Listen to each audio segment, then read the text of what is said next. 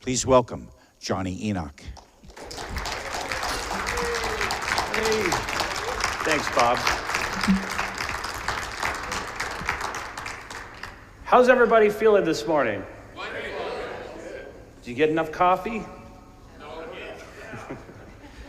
I think Dr. Greer calls coffee element 115. That's what really powered the crafts at Roswell. Today's presentation is called Ancient Stargates in Advanced Civilizations.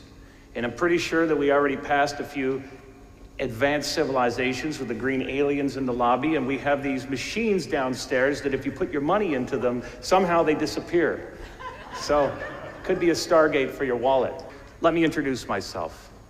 My name is Johnny Enoch, obviously, and this funny sounding name I have is very similar to the guy in the Bible, but I assure you there is no relation. I've tried calling the publishers of the Bible for royalties, and they haven't been picking up my calls since about 325 CE. But my interest in these areas started from a very early age. I was having these unexplainable experiences. Okay? Maybe some of you can relate. I know Garnet Schulhauser can. When I was very, very young, I'd be having these intense out-of-body experiences where I'd be floating above my bed, looking down at myself peacefully and rising. At other times, I'd be thrust up into these violent, multicolored, holofractal colors and end up in the middle of the universe. I didn't know how I got there. It's very interesting. But I couldn't get any answers in the house where I lived because it was very religious in my parts, at the neck of the woods. So, I'd be around the dinner table at night and I'd be asking certain questions. You couldn't even say the word helicopter, it'd get changed to heavenicopter. So, to get answers, I had to go get all these esoteric books and hide them under the bed, and I look in different sources like Britannica, Encyclopedia, and so much more. So later on in life, I started using clinical hypnotherapy, psychology, and counseling to go into the recesses of the human mind to see that ordinary folks, just like us, have extraordinary memories. This led on these journeys all around the world to sacred temples, crawling on my hands and knees underneath megalithic sites, the likes of my friend Muhammad Ibrahim, who you met, who we're going to discuss, dusting off the sides of the walls of reliefs to try to decode these hieroglyphics to see if there's more. And maybe some of you have seen these adventures that we've had on the Travel Channel, Discovery Channel, where we're talking about elongated skulls and giants, or now in Gaia's deep space. But you might say that my interest in extraterrestrials started from a very early age. This is my sister who I grew up with. It's my little sister. She wouldn't be caught dead at this conference. She has no interest in this whatsoever. In fact, she's more interested in what the Kardashians are doing in Calabasas.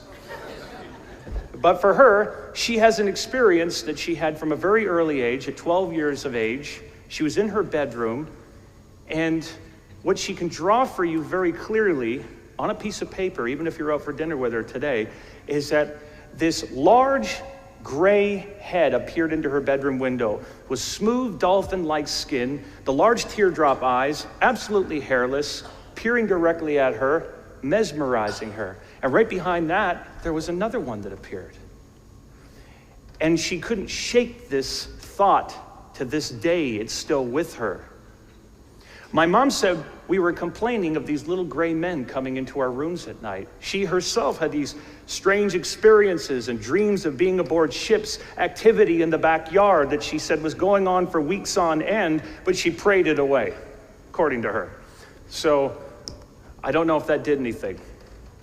But last year coming to these conferences, our good friend Tom Morello, he'd say to me, Johnny, I see at these conferences, people are talking about these Pleiadians, blonde hair, blue eyes, Nordiques. He said, where's all the other aliens with the short copper skin brothers like me? He started saying, and he goes, I come to this conference, there's tall whites. And I said to him, Tom, I said, don't worry. We have ET cases all across the world of all different sorts of extraterrestrials from all different sorts of places. One of my favorite cases that goes back is with the Dogon tribes, okay? And we get the Dogon tribes when we go back to Mali in Africa. Have any of you ever heard of the Dogon? Wow, everybody has. We talk about Nomo, was sent by the sky god, Amma. These people believe they're descended from these extraterrestrials in Sirius B, the aquatic planet. They have star systems mapped out, unique abilities, things that they can tell you. This has been going on for a long time. It's not limited to one part of the world. It's not limited to one type of people. It's happened everywhere. It's absolutely ubiquitous. This is Bettina Rodriguez Aguilera, a Republican candidate. Okay? We've heard about, we've heard a lot about the Democrats over the years having Podesta. You've heard of Clinton, heard of Carter. I mean, except for Reagan in the days of Space Force. She said that she had this experience being abducted by extraterrestrials when she was only 7. There was these 3 blonde aliens that took her aboard the ship. Okay? They showed her all kinds of stuff. She said that the heart center of the world was in Africa. She said that there was a cave over in Malta with over 30,000 non-human skulls. Someone called Brian Forrester.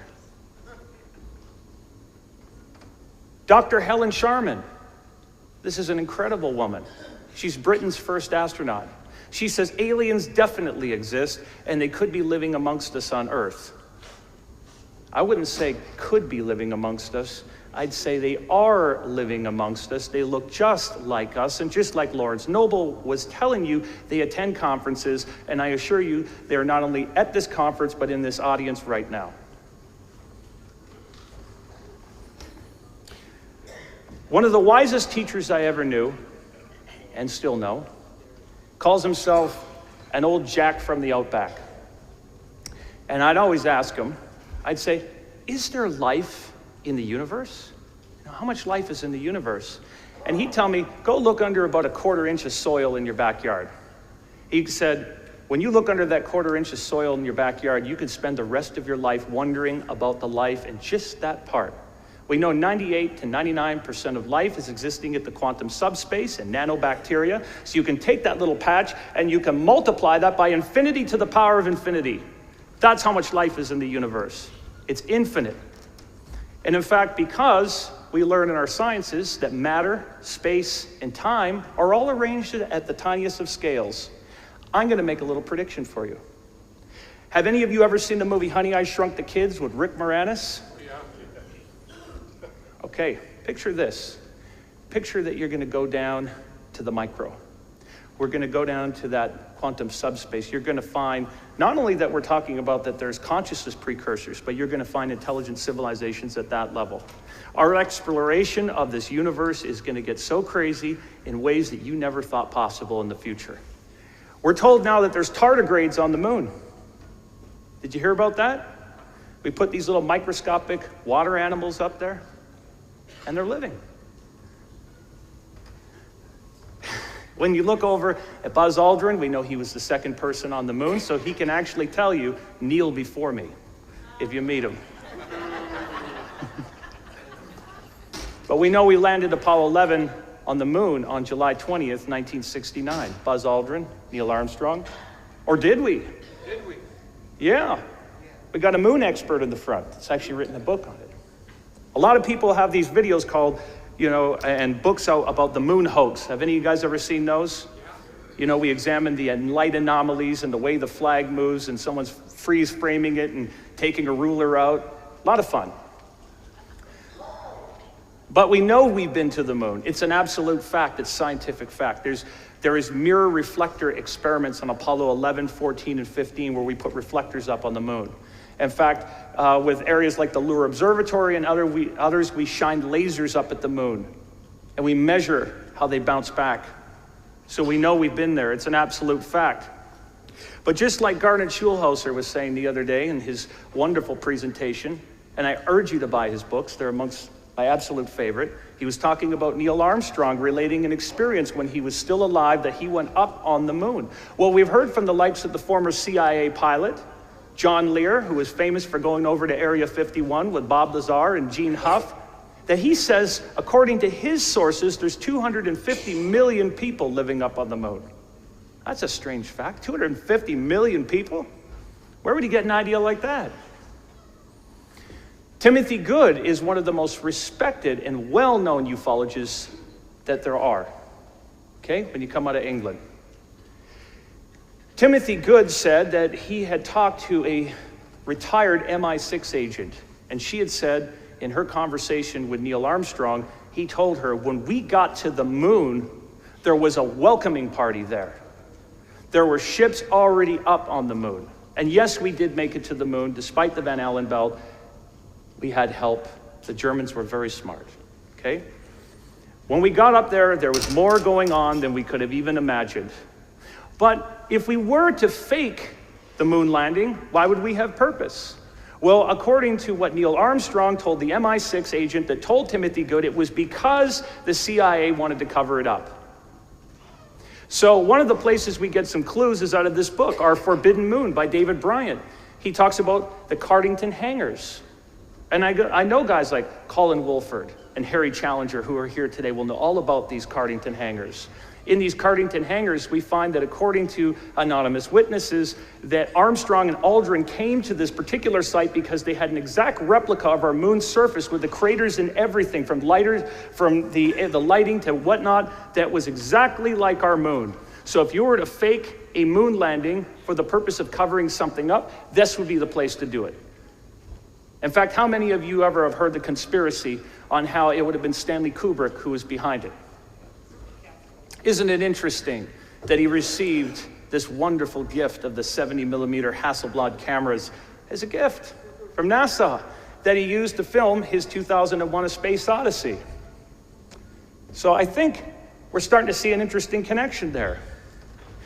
According to my sources, when I dig around doing my research, I have some very knowledgeable sources. They tell me that up on Europa, the moon of Jupiter, that there are 25-foot wide whale-like creatures swimming around on the surface.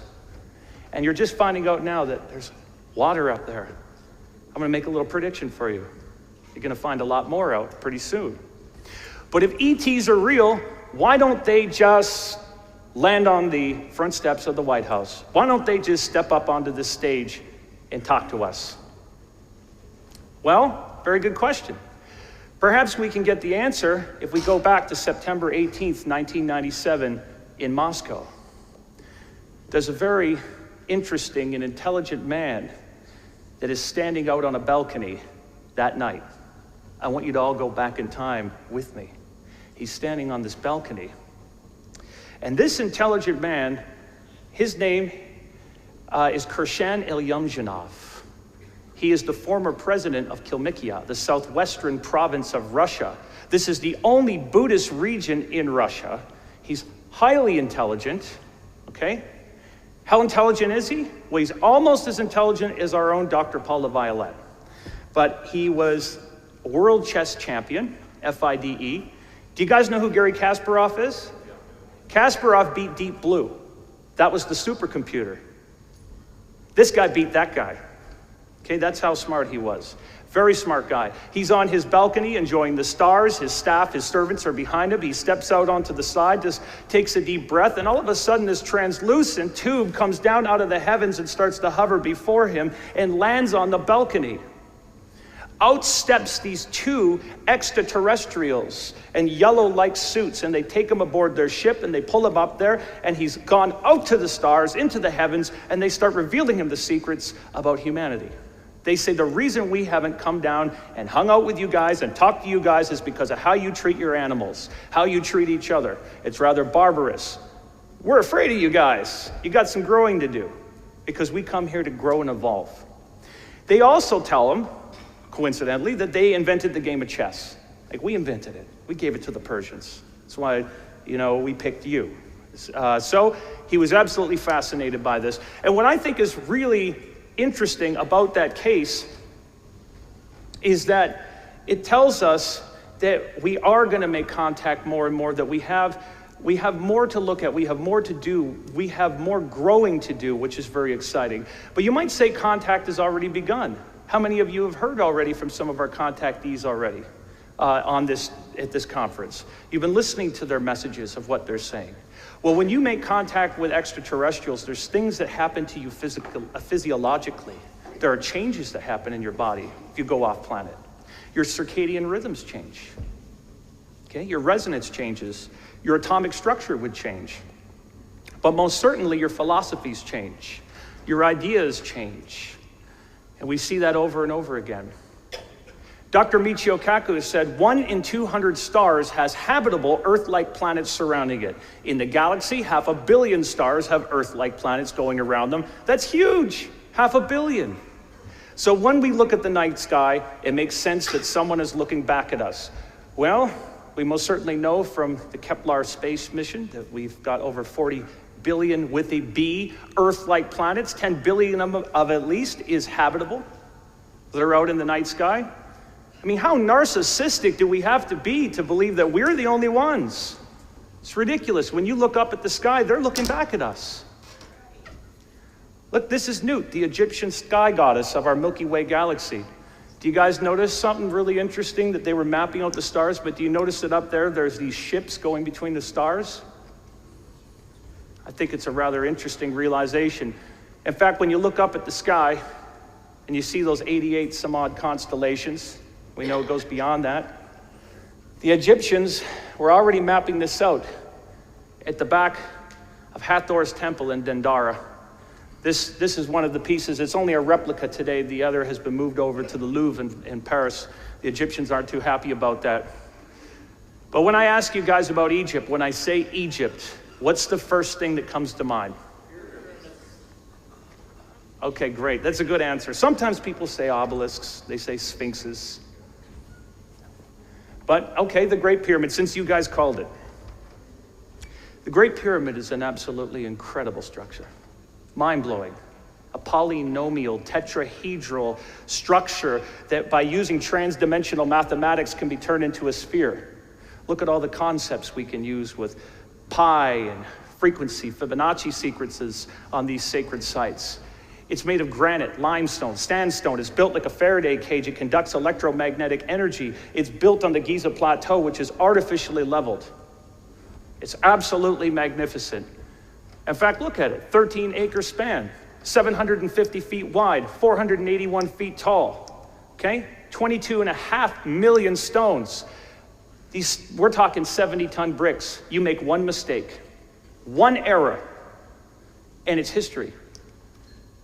Weighs over 6 million tons. If you multiply 6 million tons by a factor of 100 million, you get the mass of the Earth. Astounding. Whoever built this was very sophisticated. These were not slaves. It was not intended to be a tomb. It may have been used at a tomb at times, but it was not intended to be a tomb and never was. This is Manly Palmer Hall. Okay, we've talked about him a lot at this conference so far. He's a great man. Okay, out of his little school in Los Feliz, California, the Philosophical Research Society. As we come out of the 20th century, he's one of the greatest masters that has ever walked amongst us. He wrote over 150 books, gave over 8,000 extemporaneous lectures and countless articles. The man was a living master. This is what he said about the Great Pyramid.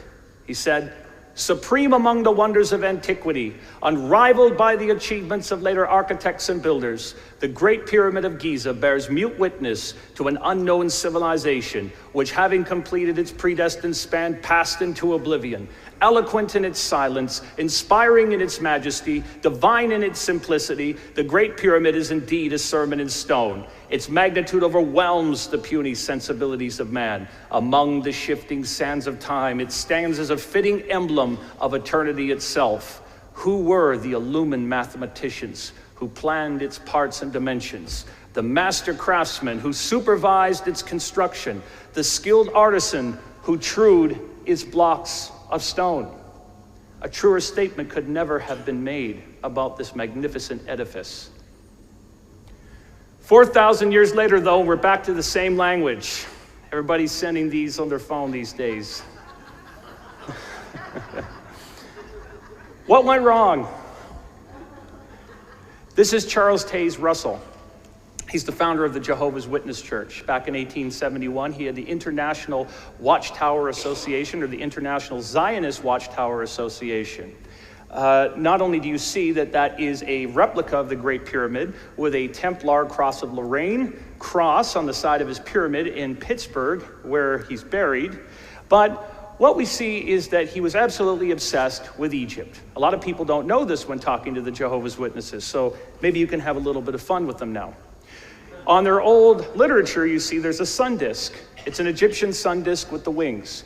When he went to Egypt, he saw the Great Pyramid and said, well, hey, I think it was built by the Hyksos people, these slaves that were God's chosen people, so they encoded a secret message into the subterranean chambers. And he used a chronology to say, okay, well, I think by measuring this, it means that Jesus is going to become king in 1914. And that's when the church was started. And as Jordan Maxwell would always joke around with me, he goes, what was Jesus doing the last 2,000 years? Sitting around having margaritas, doing nothing? But it's interesting because that's when their church was founded. 2 years later, unfortunately, because he had passed away, there's another man that gets assigned to the church. His name is Judge Joseph Rutherford. He comes into the picture and says, okay, pyramids are from the devil. All that stuff is gone.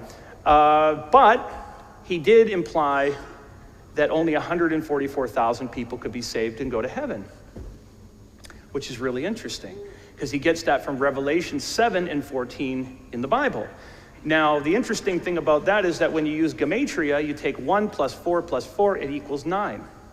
Okay, 9 is very significant because when you spend 9 months in the womb, this is the number of man. So the inside joke is everybody gets saved. But here's the other thing. 9 is very significant to the mysteries. There was 9 founding members of the Knights Templars. There's actually 9 sides of the pyramid. If you look at it right on the top, it's 2 times 4, 8 sides on the top and 1 on the bottom. That's 9 sides. 9 pyramids on the Giza Plateau, 9 curses that followed along Howard Carter after opening the tomb of King Tutankhamun. So the number 9 is very significant to all of our mysteries. In 1798, Napoleon visited Egypt, and boy, did he ever visit it. You know, a lot of people would complain about Napoleon, but he actually did a lot of good for Egypt. He brought along with him savants. He brought along with him these great artists and people who depicted the great scenes of Egypt. But he said to himself, I'm going up into the Great Pyramid. I'm going to spend the night in there. I'm going to find out what that's all about. Well, when he spent the night in the Great Pyramid, he came out the next morning white as a ghost. Almost how I'll turn out in these pictures with that flash. But you know, the interesting part about this is that he didn't reveal this till his deathbed of what he actually saw. What he saw was his own Waterloo. He saw his life flashing before him. And this is not unlike the people that when we bring them up in our tours up into the Great Pyramid, they have out-of-body experiences. Consciousness starts shifting. It's an incredible, life-changing, transformative experience. And we get another story about this. Have any of you ever heard of Paul Brunton? Okay, if you've never heard of this man, make sure you order this book when you get home off of Amazon. It's very interesting. This book is called A Search in Secret Egypt. It's written in 1930. This man decides that, hey, I heard about Napoleon's experience. I'm going to go visit the Great Pyramid. I'm going to spend the night there, and I'm going to see what happens. He puts a little candle light up in the king's chamber next to the sarcophagus. He puts a candle right there and spends the night up in the Great Pyramid. Okay, let's see what happens. He said after a while, he started to get very scared because these ghosts and apparitions started to appear to him. He said, okay, I want to run out of the pyramid right now. I've got to get out of here. But he decided to tough it out. He said after a while, he couldn't resist anymore, that his etheric body was pulled out. It was just transferred his consciousness before him. He was astral projecting, and he couldn't even fight it. He said these priests appeared to him and they took him down into a secret chamber in the Great Pyramid and they showed him halls of records and information in a whole other side of Egypt. There was a second type of Egypt, a world hidden to the naked eye. Very interesting. These are some depictions from Manly Palmer Hall, who was raised to a 33rd degree Scottish Rite Freemasonry as an honor because of his brilliance and his knowledge. What you'll see here up in the Great Pyramid, if you look up on the left, you'll see that there's sort of a mock crucifixion going on, a resurrection. You'll see that there's a transference of the ba when laying in the sarcophagus, like it's almost like working like a kind of transference technology for your consciousness. You see someone being raised up with this lion-headed god. Looks like Zurvan from the Persian mysteries of Mithraism. But when we look over at the Great Pyramid, I'm sure many of you have heard of the idea that we have like a archaeoastronomy or an astroarchaeology. Have you ever heard of the Orion's Belt alignment over the Great Pyramid? Sure. Well, I've always found that fascinating because we find that alignment over other pyramidal structures. Many of you have heard the presentation by my friend Derek White Sky Cloud, who's the contactee. Were any of you there for his presentation? Yeah. Do you remember what he said? When the 9-foot-tall beings like Zael and everybody met with him in 2003 and they took him up in the ship out into space, they passed through a portal or a stargate in where? Orion's Belt, right? So I started thinking about that because in my studies with contactees and cases, I started to say, where else do we find connections to these portals opening up around Orion's Belt? Well, these two gentlemen are very controversial to say the least, okay?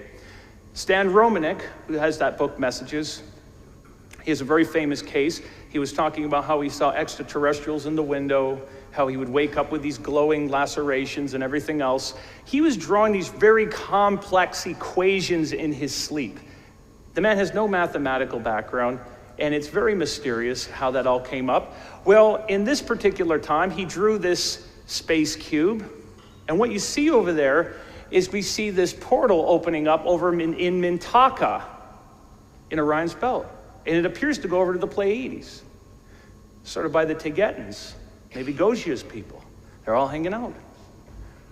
And this very interesting diagram was posted online by a friend of mine who's a very serious researcher. And he was contacted privately by the late Henry Deacon, that was his name for the public, but his real name was Arthur Newman.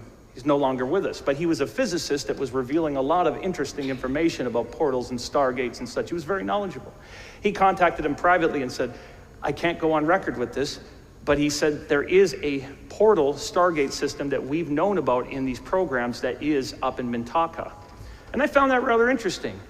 But do we find any other evidence for highways and pathways and portals inside of our ufological literature? Okay, so if you go back to the book Behind the Flying Saucers, which is a classic that came out in the 1950s, it was written by Frank Scully. Any of you guys ever seen the X-Files? This is where you get Mulder and Scully from. It's named after Frank Scully. He's just one of those iconic figures. He talked about magnetic highways. When you go back to Adamski's work with the Venusians inside the spaceships, this is his best book, by the way. In Adamski's work, he talks about these magnetic highways that our UFOs are traveling to get here. So I think that's really interesting. Do we have any evidence for that now in science? Well, this was recently in the news. We have Magellanic bridges that are connecting our neighboring galaxies. The large and small Magellanic clouds. It says these are streams of neutral gas. Dr. Paul LaViolette, who's with us, has a book out, Decoding the Message of the Pulsars. We might have another suggestion that pulsar stars are pulsing at certain frequencies like a superluminal galactic GPS system. Very interesting. So our entire skies are littered with these electromagnetic highways and pathways, which I find absolutely fascinating. But I don't think this subject is as easy as just saying we're having all physical contacts. I think we're having all sorts of contacts. There's intelligence at all sorts of areas that we're beginning to look. We know, thanks to this thing called the Wilkinson's Microwave Anisotropy Probe, or the WMAP scan for short, that's a lot easier to say, that we can take a radioactive background scan of our universe. And what we find up there is astounding, that we find these circuitous patterns, these ripple effect of patterns in the background radioactive area of our universe that shows our universe is replicating itself. I don't care what cosmological theory for today you want to use, whatever one's popular. Big Bang, replicate itself. Expansion, replicated itself. It's growing, it's expanding. What we know now is that we are just a little bubble in a vast ocean full of universes, and they're all connected. All right? It's very, very interesting. In fact, we know if we use a powerful enough laser, we can tear the fabric of space-time, inject it full of nanobots, and go through to the other side. That's what our theoretical physicists are telling us. But you might say that every moment you're witnessing the birth and death of universes. You're impregnating reality with your thoughts. Every second you're shifting to a parallel universe. This is no different than the mitosis in your body. You know, every day, up to 50 trillion cells are dying and being regenerated in your body. That's over 300 billion a minute. This is the rising of the phoenix from the ashes. This is the great dance of Shiva the destroyer, destroying and recreating worlds at every moment. This is the great regeneration of the mother octopus that gives her young octopi her body in the great simpatico of life. You're witnessing that at every moment. So what is reality? This reality in front of you right now is a series of neurological and physiological discharges. What that means is that it's coming through you differently than every person in this room. Okay? You have a unique neurophysiology and biodiversity. It means each of you has a different vehicle of perception. As you're looking up at this stage, we might say, hey, you know, you're looking up at me, there's a certain amount of light coming through the photoreceptors in your eyes. They're only coming at a very narrow band of frequency, 390 to 750 nanometers. You're decoding them. They're coming up through the rods and cones in your eyes, up your optic nerve, and being decoded through 2 visual cortices. It's a very interesting perception. We know that we are living in this holofractal multi-dimensional multiverse, meaning that the subatomic particles are acting like a hologram. People have said we live in a simulation. Well, they're not too far off. A lot of you may have heard people talking about dimensions. Dimensions are subjective. You know, there's no such thing as a higher dimension or a lower dimension. If you and I are in the same room, I walk to the other side of the room, I'm in another side of that dimension. So we are constantly interacting with these things all the time.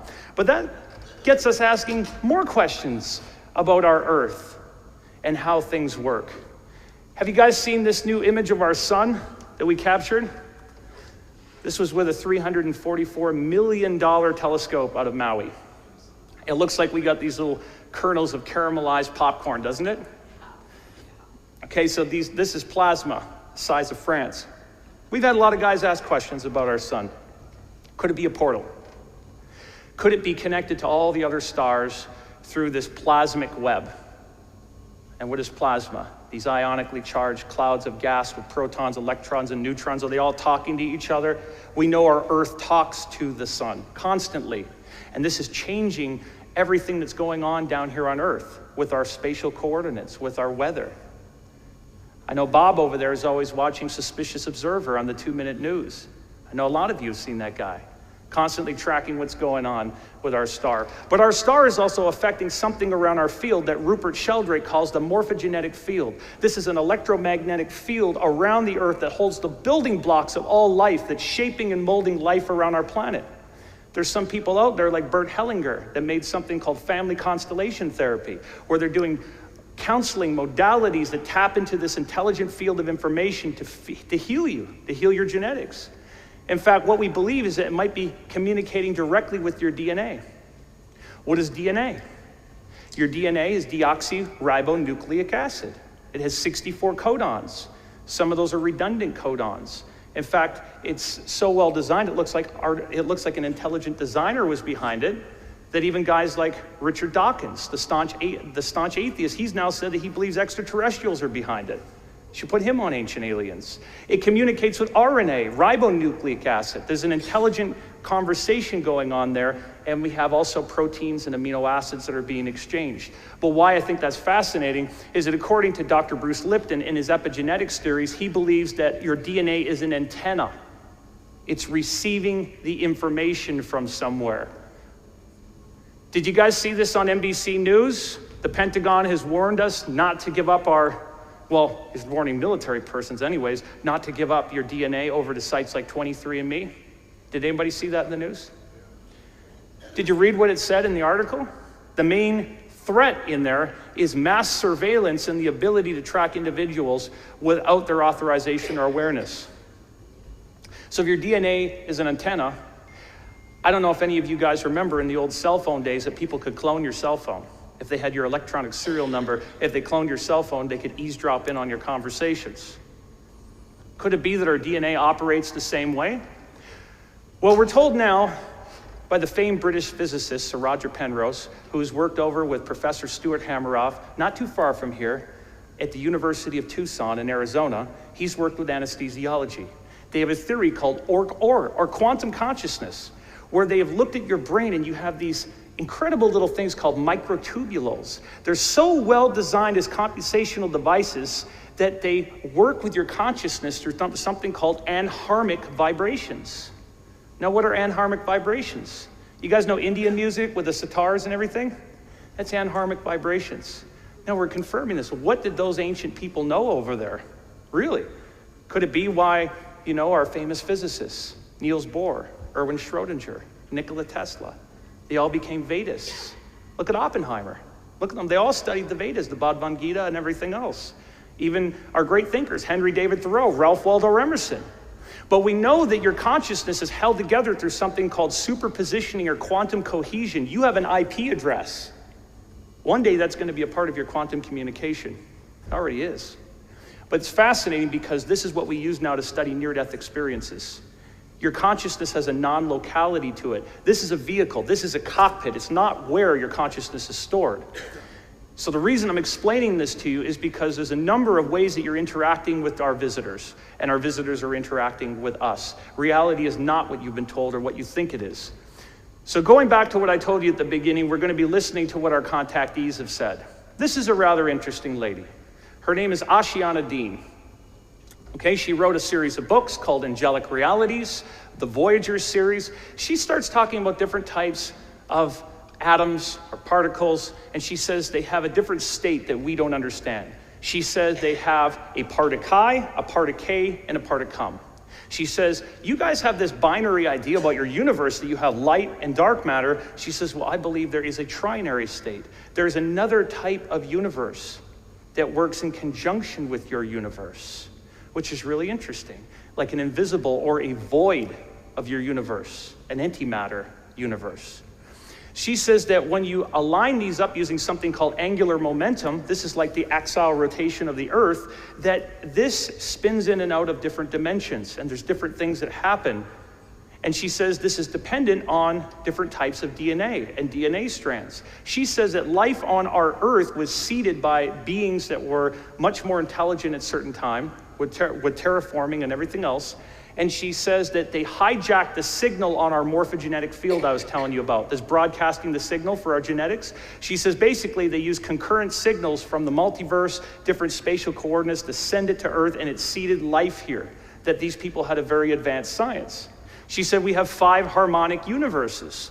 We have the absolutum, or the multiverse, and there's something called a unici, which is a central core. Have we heard anything like this before? You guys know the Billy Meyer case? Okay. Well, remember back in 1953, after Svarth had left the picture? Asket comes into the picture, right? She takes Billy, when he's in India, it says to him, you live in the Dern universe. We're from the doll or the antimatter universe. This is like the, if you've ever watched Seinfeld, it's the bizarro world, Jerry. It's like that, that different reality that's like the mirror, the opposite of our world. I know when I've studied cases with our great near-death experience stories, or even Garnet Schulhauser over there in his fabulous books, he talks about going into the void. Do you remember that, Garnet? And when you go into the void, as you can read about in Dr. Annie Kagan's incredible book, The Afterlife of Billy Fingers, she says that you have to go to this void to shed the soul vehicle that you have, which does not interrupt the spark of you, the individual spark that we colloquially call a spirit. That stays intact, but you dissolve that and become part of this oneness before going into another universe and getting another soul-like vehicle assigned to you, which is interesting. In the Egyptian ideas, we have this as well. You have 7 main bodies, but the 3 we focus on for the Egyptian is your Ba, which is like your etheric body. It's portrayed as that bird that you leave the body at night. You have a Ka and an Ak. A Ka is like this field of light or energy around you. The Ak is your spark. Ashiana goes on later to say in her books, and this is an exact look at what it looks like to open up her book there, she mentions that there's these stargates around our Earth. We have these places of our Earth that perhaps open up these electromagnetic pathways or highways, but they only work for people with the correctly activated DNA. That your DNA has to be perceiving them at these points, but you are more sensitive to these realities. And I know it's a little hard to see the one on the side, but she talks about places like Cairo, with Giza in Egypt. She talks about places like Moscow, Lake Titicaca, China, and other places. But have we heard anything like this in our physics? It's one thing for contactees to say stuff, but people always want our physics to catch up and talk about it. Well, Nassim Haramein has been talking a lot about this angular momentum spin. He says, what the hell makes these things spin? What's making our atoms be in constant motion and spin? Why in our Eastern theology do we talk about the spinning of chakras? Why are we talking about toroidal fields around the Earth? DNA spinning in that mode. Nassim Haramein's been asking that continuously if you look at his work. Could this be that when you walk into a room, you notice a ghost or a spirit? That it's a neutrino light source brushing up against the fabric of space-time? Could this be how the stories of our Bigfoot work? You know, where I'm from, we talk about the Sasquatch. Our First Nations, indigenous people take it very seriously. It's not just Bigfoot hunters with night vision goggles hiding in the bushes with a bag of Cheetos in their underwear looking for them. These are very serious cases. They say they disappear and reappear. Could George Lucas have known more when he put a Bigfoot in a flying spaceship? Said maybe they left someone behind? But the ancients knew a lot about energy. I'm telling you that right now. If you go back to the stories of the great Helena Petrovna Blavatsky, one of the great feminists that we see that came out of the 19th century, she was traveling all around the world by horseback, riding sideways, smoking a cigarette, doing things, dressed up as a man at a time when it wasn't popular to do so. She's going to Egypt. She was going all over the East, writing about it as a theosophist. She learns about an ancient energy in our universe called Fohat, and it moved like a serpent, like this, throughout the universe, gathering up debris, forming planets. Did we hear that in our sciences? Of course we do.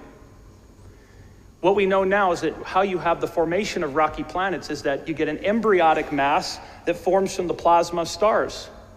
Thanks to a centripetal and centrifugal force, you wind up pushing and pulling a friction, a radioactive decay, and it gathers moisture inside the Earth.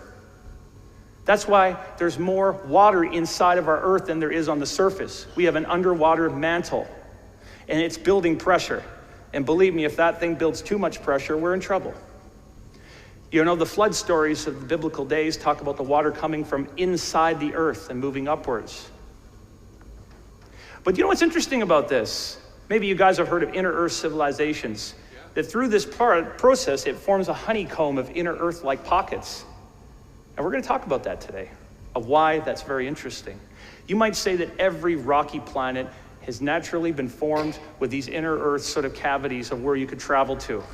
And these serpentine mysteries we're talking about, you find everywhere. They're absolutely ubiquitous. A lot of people think it's about serpent worship. That's just nonsense. That's superstition and ignorance.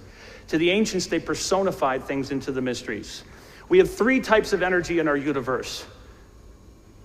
You have a type of geomagnetic energy you find with ley lines, vortexes, and vortices. Dr. Ivan Sanderson documented this back in 1972 with vortices and biovortices, highly energetic sites of this Earth. You have a type of bioelectrical energy, what we call kundalini. Hence why you see that symbol up there on the side of your ambulance.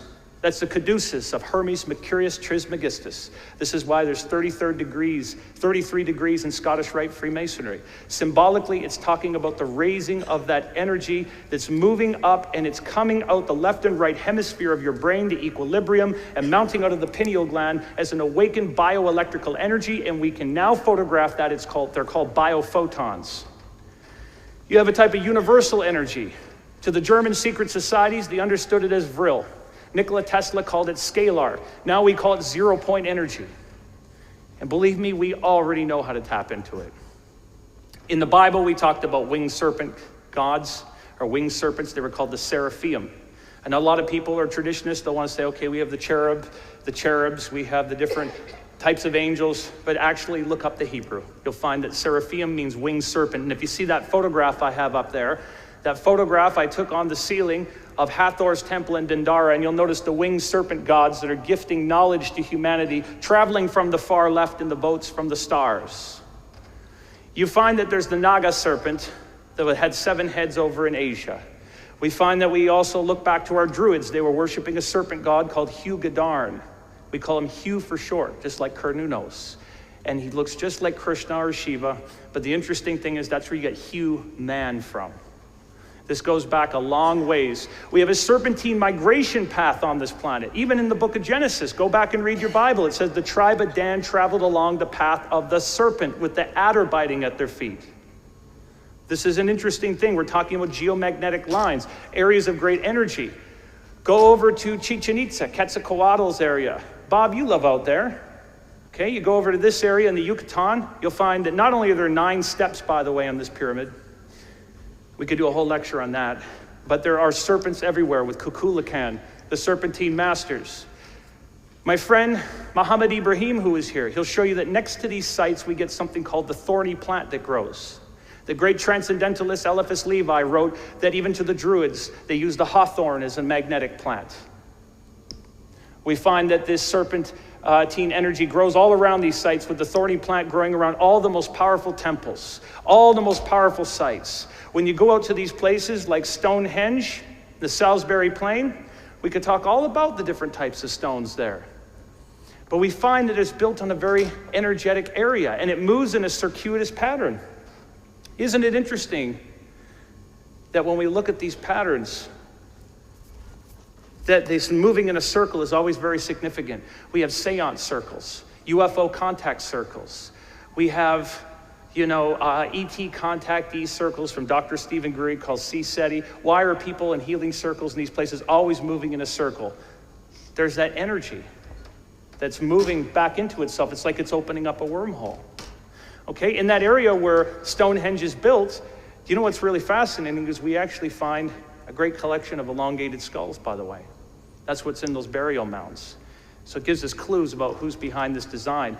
All up in that area, we have these circuitous patterns. In fact, this is Avebury nearby Stonehenge, and it's even more impressive.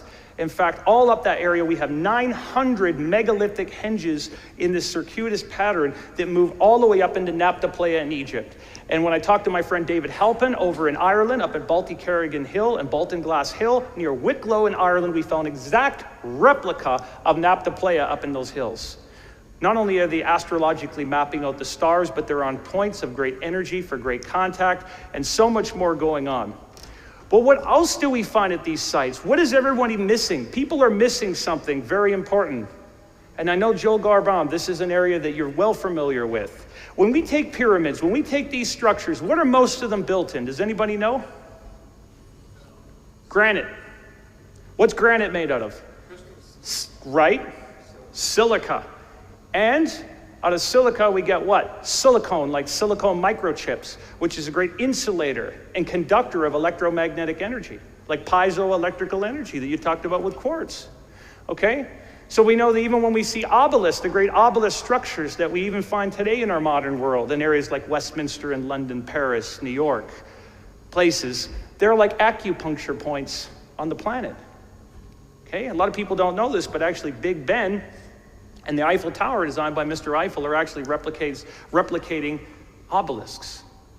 When you look over at the Great Pyramid now, we have studies to say that the Great Pyramid of Giza can conduct and direct electromagnetic energy.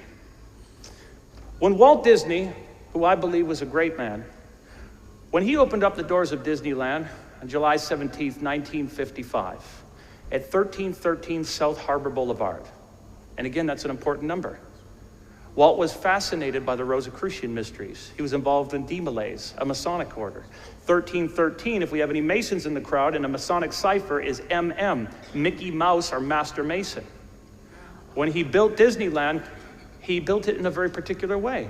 In fact, he was giving a nod to the mysteries. If you go over into Frontierland and Adventureland, there's a Club 33 that was originally designated for 33rd degree Masons. The Masonic Club entrance used to be in the Pirates of the Caribbean.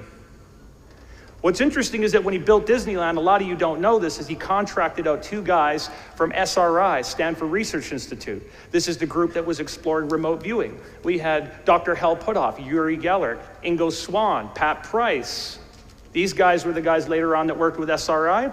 When he was working with these guys, they designed Disneyland for him. Cornelius Vanderbilt Wood and Buzz Price. Buzz and Woody, sound familiar? Toy Story, right?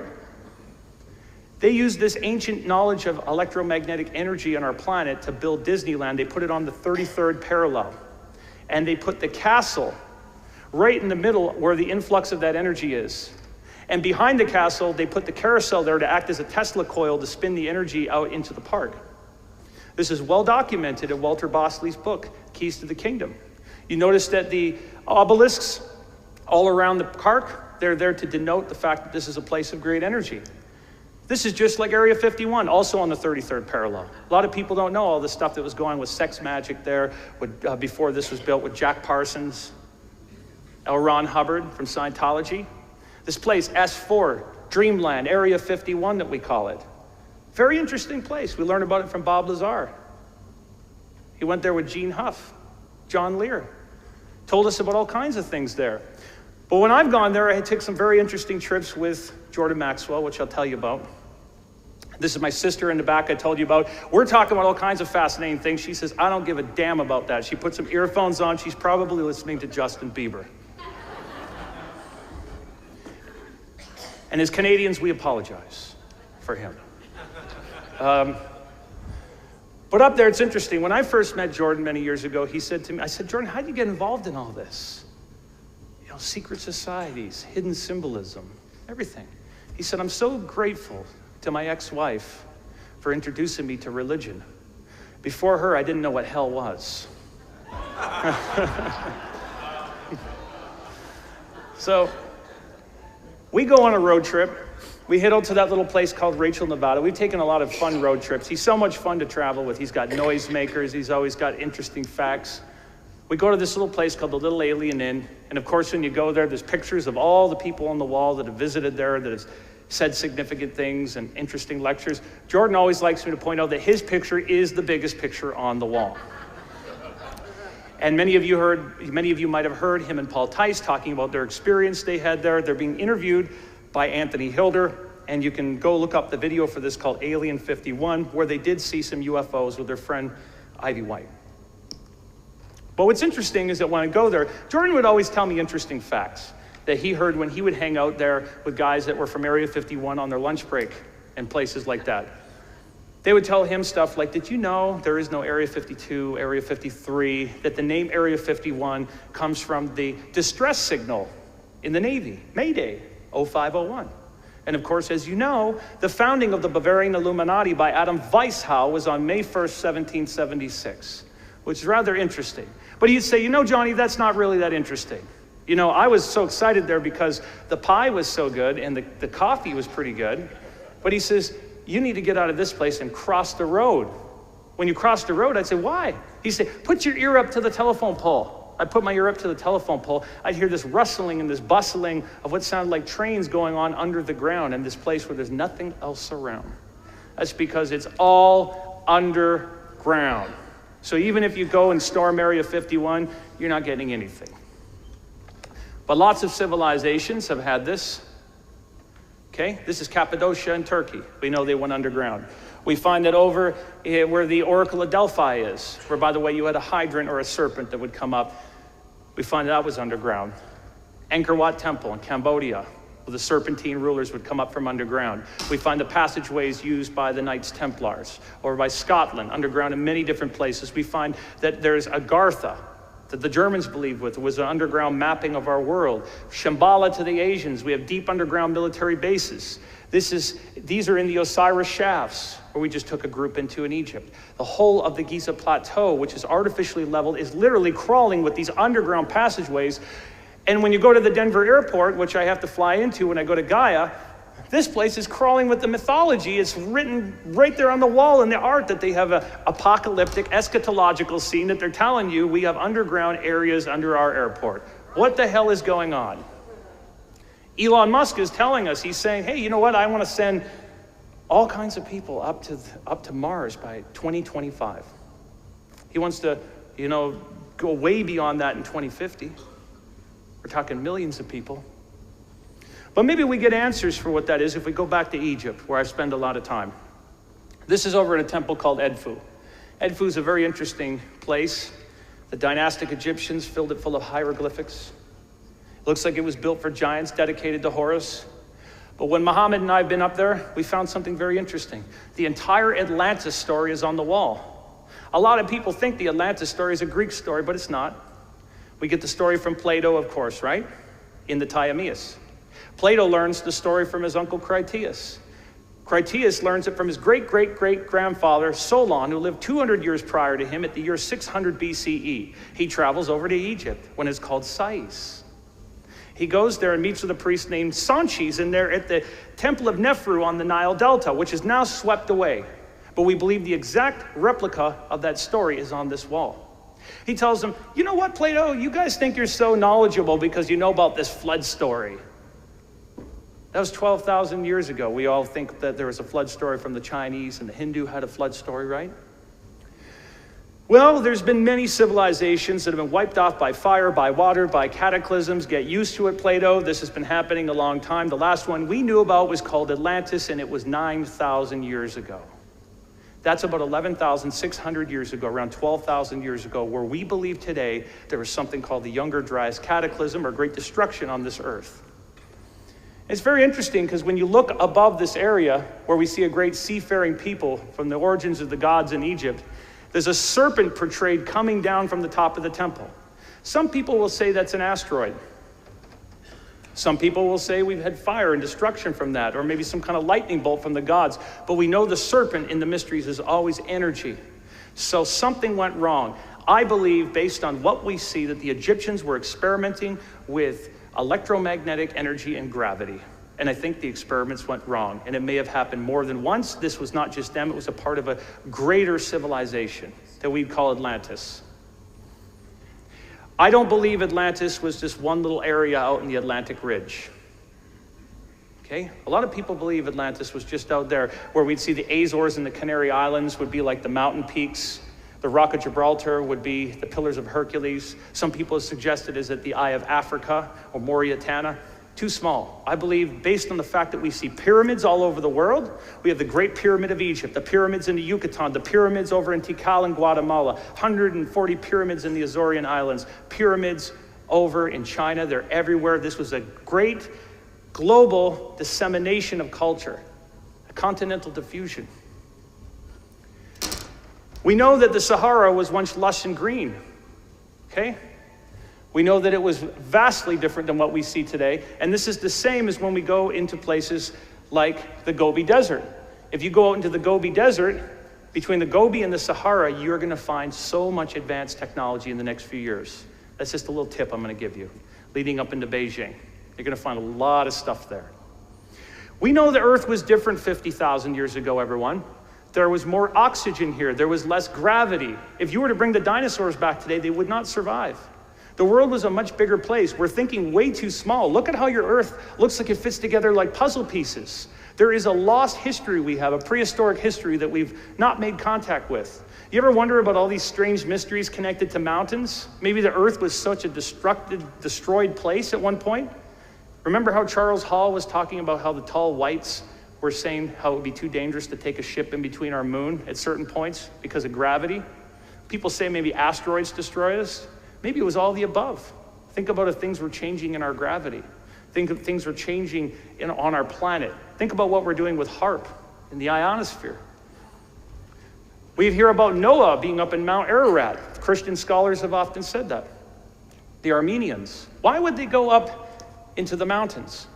Well, if we go up into Lake Titicaca in Peru, which is 12,500 feet above sea level, we see that there are fossilized seashells up there, seahorses. It's a very interesting place. The Andes are relatively new mountains. How do these people get up there so quickly and build walls around the place? We got to start asking these questions. In fact, when I've been up there with Wilco, the medicine man, with Brian Forster and I, he told me, just like the locals did, UFOs come up out of Lake Titicaca. They have said there's a UFO base under there. There's all kinds of activity. These are the Ural Mountains. It's where the ancient Hungarian people and others believe they come from. And we could do a whole fascinating lecture about the secrets out of Hungary, believe me. But in this area, you look up in the mountains, you find something called the Dashka Stone. This is a 1 megaton relief. There's a 120 million year old fossilized shell in there. There's a 3D topographical map of the Earth that's visible 30 miles up from space. It's an ancient guidance system that you could use from space to navigate the Earth. This would have been at a time when there was only a primitive Pacific, the Atlantic was only a reservoir, and the Mediterranean was just a pond. These 3 river systems have now sunken down into the Earth. We can confirm they're there. This is just like the rivers that we find in the story of Jason and the Argonauts.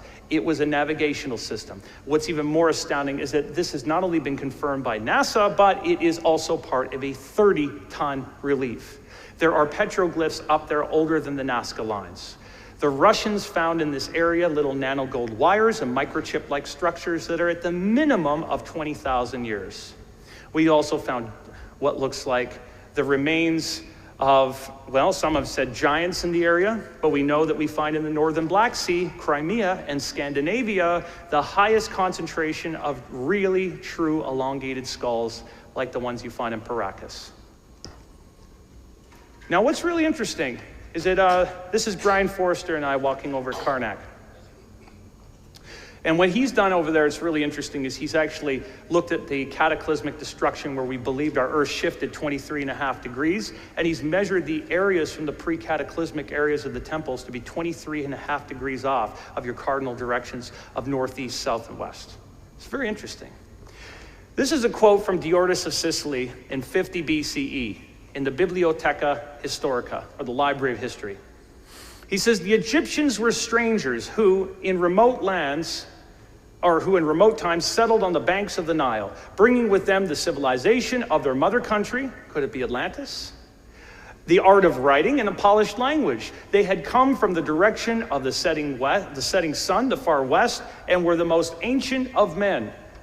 So what we're saying here is the Egyptians that came in and later became the dynastics, they found Egypt. They found the pyramids. You have to look at Egypt like the layers of an onion, okay? Everybody's been in Egypt. Everyone wants to claim Egypt and say, it's my Egypt. Everyone's been there, okay? Today you have the Islamic or the Arabic layer. Peel back the layer. You go to a Jewish layer. Peel back the layer. A Coptic layer. A Roman layer. A Greek layer with the Macedonian conqueror Alexander the Great and the Ptolemaic kings. Peel that back. When we go back, we got Persians. Peel that back, we go back into a very interesting period, the dynastic Egyptians. Old Kingdom, Middle Kingdom, New Kingdom, Upper and Lower Egypt. But if you go back further, we find these people called the pre-dynastic Egyptians. Remember this from Muhammad's presentation? The pre-dynastics were drawing the 3 pyramids on them that you find in the Giza Plateau.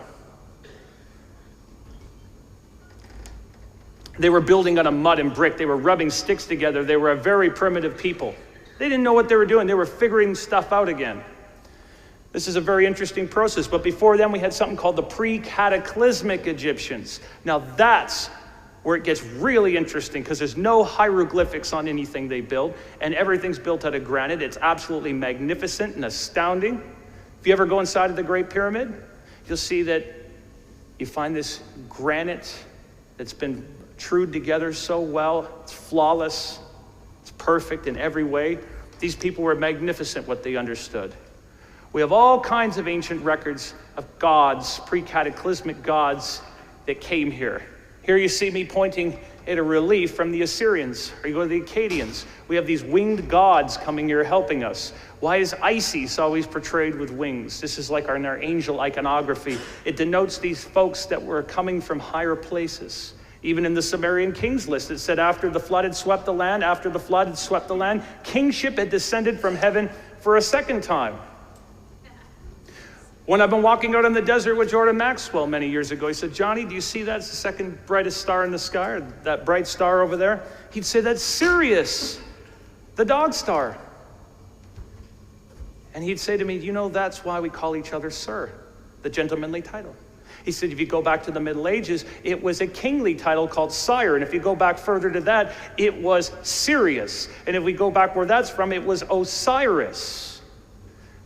Walt Disney put all sorts of little wonderful things into his stories. You ever notice in Peter Pan why they're going to the second brightest star? If you look in Freemasonry, look at the blazing star of Freemasonry. It's Sirius. What are they telling you where their traditions come from? If you go into Egypt near Saqqara, you go out to Abu Sir near Abu Ghraib. Abu Sir is the land of Boo-Wizard. It's the land of Osiris. When I've been there with Stephen Mailer, he and I were talking, and he said, go look at my book, The Land of Osiris. My teacher, he says to me, the great Dr.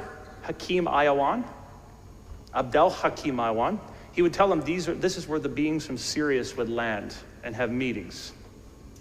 We find an interesting place. My friend John T. Long is laying down up there in a spot that used to be where they say a crystal obelisk was. We get this very interesting lineup of the gods of Egypt. Who were the gods of Egypt? Well, according to Plutarch, he said the gods of ancient Egypt were the antediluvian, pre-cataclysmic kings who were deified or made into gods after death. So who the hell were they? If you'll go look into Egyptian mythology, we learn about guys like Ptah, the progenitor god of Egypt. And we see a lot of similarities there to the Oscars. But we see Osiris. He was a giant with an elongated head. You see me standing next to this sarcophagus? It says next to it, if you look at it very closely, it says enormous coffin. 15 to 20 foot coffins. Where are the bodies? I don't know, maybe in the basement. Do we have other stories about giants in Egypt? Of course we do. They're all over hieroglyphics and legends. This is the Caliph al-Mamun. We know about how there's a story about what we call the robber's entrance to the pyramid. If you see that entrance today, because of course in ancient times the pyramid was flawless on the outside. It was shining bright white in the sun. It would be blinding for you to look at the pyramid. There was no entrances. It was underground. Only the masters and the initiates of the mystery schools could enter. But this caliph had heard the stories from 1001 Nights that there was these giants called the El Shaddai, and they built the pyramids, and beneath the pyramids, they had hid a great treasure there guarded by jinn and monsters. But the giants built the pyramid according to the story. So the story goes is that the servants of him who were loyal and faithful to the caliph, they went there and they found the entrance. We believe the entrance was already known in Greek times though, that they got the entrance. Here we have some tall whites. A lot of people have asked, are they angels? Are they demons? Are they extraterrestrials? We have a lot of great Christian authors out these days. You know, you've had your L.A. Marzulis, your Tom Horns, those type of people discussing what is the nature of extraterrestrials? Are they spirits? What are they?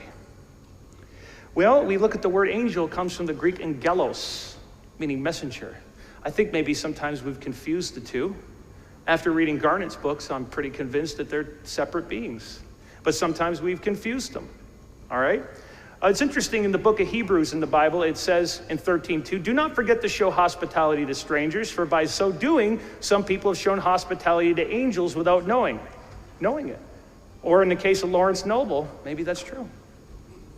Okay? But what does it say about giants in there? We know if we go into the book of Enoch and Watchers 6, 7 through 8, it says that these watchers came down and they saw the daughters of man and they laid with them and produced an offspring of giants. It goes on further to say, if you go into this passageway over here, that this is where we learned a lot of our skills. Agriculture, everything else came from these beings. Guys like John Dee were trying to communicate with them. It says in the book of Numbers in the Bible that we appeared like grasshoppers to them at times, which is interesting. We have all sorts of depictions in Egypt of people with elongated heads. And believe me, we could do a whole lecture about elongated heads and we would be here for another 2 hours. So I tried to cut that out because you guys have heard quite a bit already from our friends Brian Forrester and Brad Olson, which did a fabulous job. Karen Hoods, who is a World Bank insider, she said some very interesting comments. Very interesting comment. She said, there is a second species on this planet with elongated skulls, and they are living under the Vatican in the libraries. Interesting comment to make. Believe me, and I've tried to find out information about her, from people in those fields, legal field and whatnot, and they've told me that there's gag orders on talking about her. She's disappeared off the map. And, you know, when I've had conversations with the great Danny Sheehan, he's told me, he said, yeah, he's been to the Vatican. He's a Jesuit lawyer, and I was asking about the Church of the Jesu and everything, because I've been to the Vatican too, and he said, yes, they have a knowledge of extraterrestrials at the Vatican. They're very well informed about the subject, and I believe that they are involved in somewhat of a disclosure. But where might these giants be buried? Okay? We could talk about forever conspiracies going back to the 1900s from the Smithsonian trying to cover this up. The Zuni and the Hopi have knowledge of them, believe me. We've heard about the Chocolate Mountains of Ecuador. One place I was told that you'll find the remains of giants are in the salt flats of Peru, which are millions of years old. But when we look around the world, we start to see all kinds of mysteries. Talk about ancient energy pathways and highways and doorways and portals and things around our earth. Have you guys ever seen these depictions of false doors? Have any of you ever seen these? Okay, some of you have. Definitely in your travels. Over in Pumapunku, over in Petra in Jordan, Ethiopia, Turkey, Bolivia, Egypt for sure. We see these doors that seem to go nowhere. Well, when you go up into this area called Amaru Maru, you find a very interesting doorway there. Looks like a keyhole that goes into the mountain. Notice what it's named, Amaru Maru. Did you know this is where America really gets her name from? Amaruca, land of the plumed serpent. It's according to the great Masonic historian, Manly Palmer Hall. You know what? No serpents can survive up there at that elevation. It's named after the serpentine energy. People have talked about going through this door, seeing things. We have a mythology connected to ancient Lemuria where they claim that a sun disk was brought there and later thrust into Lake Titicaca. All kinds of sightings come out of there. This is Pumapunku up in Bolivia. And when I've been there with Brian Forster, where our group just was, right, Bob? We were just out there. It's a fascinating place and is connected to this mystery of these doors. What I think is also interesting that people fail to mention is if you look over here, here's Brian. He's on one of these H blocks, the famous H blocks that we've seen, okay? What's interesting about that? Well, when you look at the finished H blocks, they don't have much of an electromagnetic interference. When you go to the unfinished one, it gives off an interference. It starts messing with your compass. Could this electromagnetism be how they were charging and moving these blocks? Do we get a hint of some sort of anti-gravitics or some sort of devices that they were using? I think so. But if you look very carefully, I want you to look carefully. Do you see in the middle of the block, it looks like the symbol for a false door? It looks like little doorways when we reassemble it. On the stones, we see vitrification. This would have to be done by extremely hot temperatures, like plasma. Something came through and destroyed them. We see the same thing over in Tiwanaku. In Tiwanaku, what's really interesting about this, where we might have a doorway system that's leading to other places for beings that could be visiting us. When I was there with Brian's wife, Irene, she said, Johnny, come down here. I want to show you something. Come look on the walls. You see the faces for all the people on Earth that have been visiting for a very long time. She says, do you notice there's the face of extraterrestrials? Do you see behind me how that face looks like it has protruding eyes? And she says, there's beings that have been coming here for some time. We further see evidence of this when we look around. That one looks very ET-like, like the grays. But what's interesting from these portals, these doorways, these lentils, they seem to be going somewhere. See, we see this iconography, this symbol of a false doorway used again and again. And there's Brian getting a suntan on the other side of the sun disk. But we get other interesting stories. This one comes from Jordan Maxwell. Have you guys ever heard of Nick Nocerino? Nick Nocerino, he was the foremost authority on crystal skulls, the Mitchell Hedges skull and everything else that we see. He got started in this because back in the 80s, he was having a conversation with Jordan Maxwell to say that he was out stationed with the military in southern France. Okay? So when he was in southern France, he was asked by a fellow he knew that was involved in esoteric, occult things and secret societies, Masonic orders. He says, why don't you come out to a meeting we're having at the Rennes-le-Château? The Rennes-le-Château is very famous for being the Templar hideout for the Knights Templars. You know, before Jacques de Molay was persecuted on Friday the 13th, 1307. Hence why the number 13 is sacred to the Masonic order. But he was in there, and he went to this place, and they were doing a ritual with the crystal skull.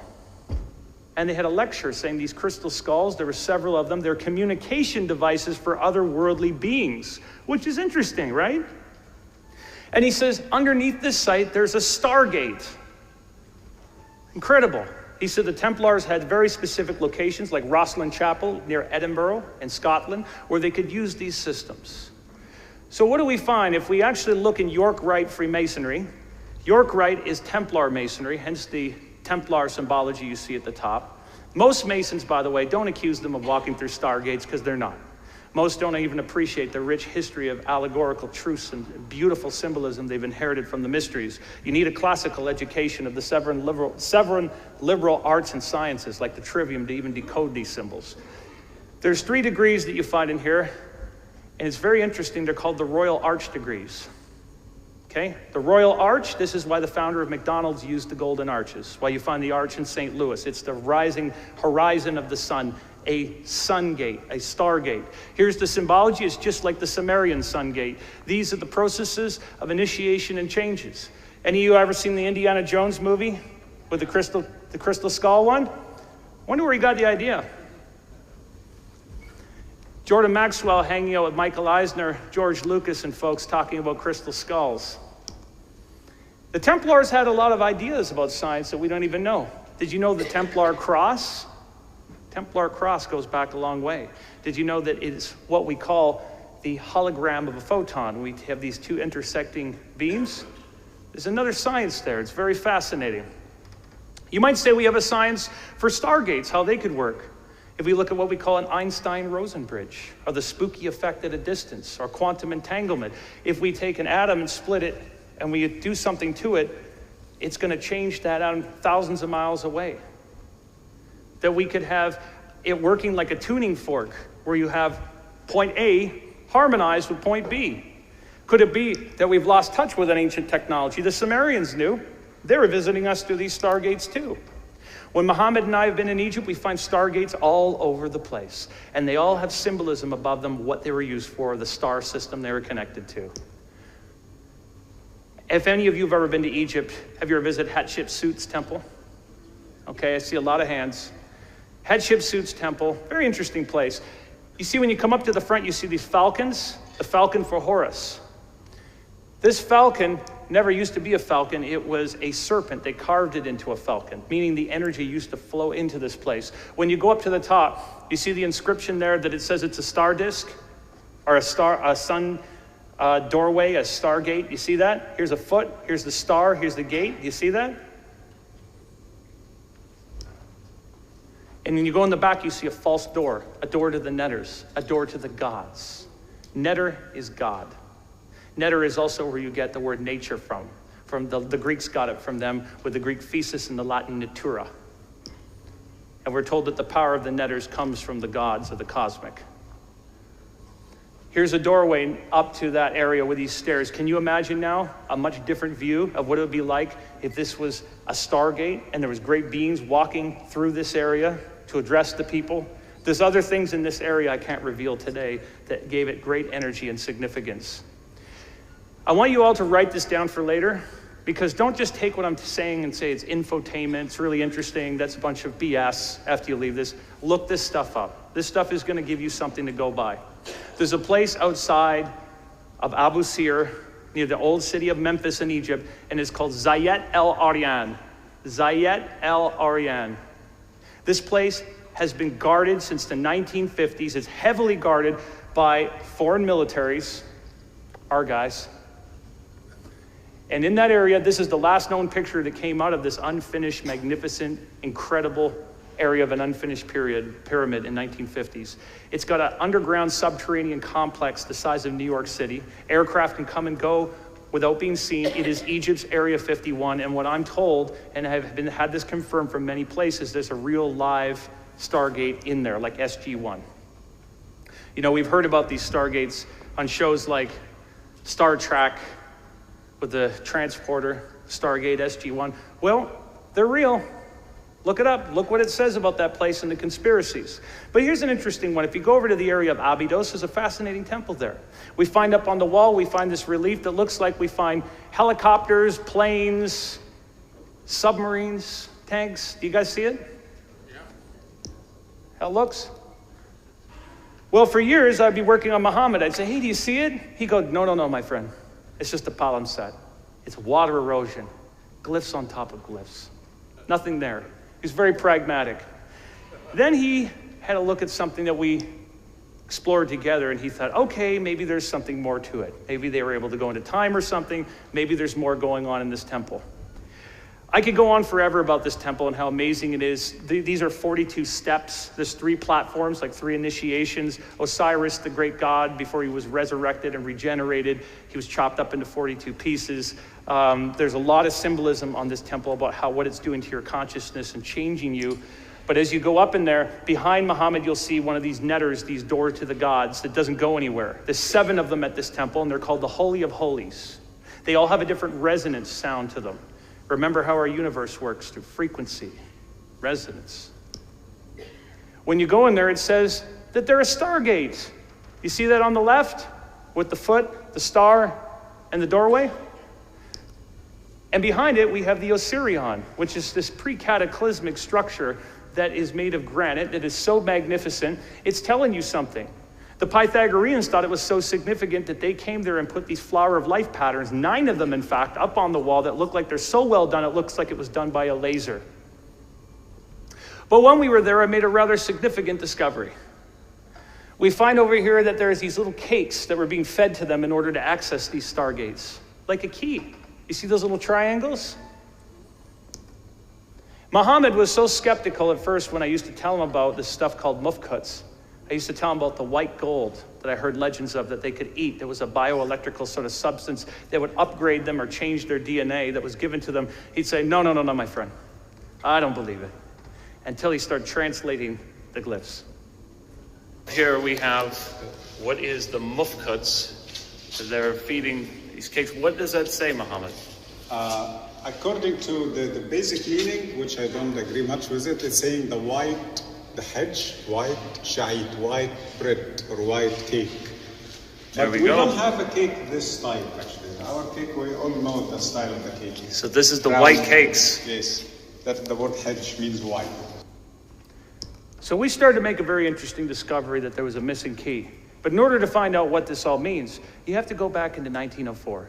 I want to take you all back. There's a man named Sir William Flinders Petrie. He's with the British Royal Society, and he's going back into the Sinai to find what's called the Moses Mountain, Mount Harob. Today we call it Sedabit al-Qadim.